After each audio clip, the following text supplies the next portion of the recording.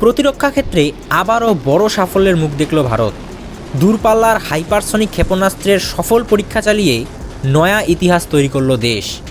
শনিবার উড়িষ্যা উপকূলের doctor APJ Abdul Kalam দ্বীপে defence research and development organisation বা ডিআরডিও এই মিসাইলের সফল পরীক্ষা করে বলে সূত্রের খবর।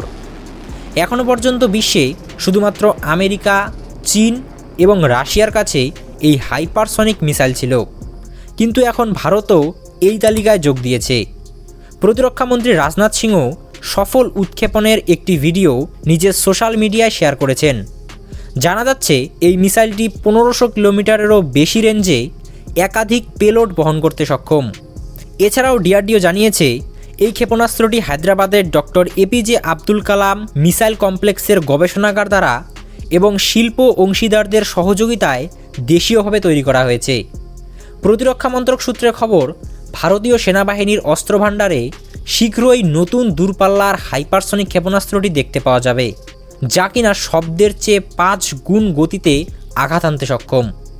পরীক্ষামূলক এই উৎক্ষেপণের পরে এবার ভারতীয় সেনার অস্ত্রভাণ্ডারে যুক্ত হওয়ার অপেক্ষা এই নয়া ব্রহ্মাস্ত্রের।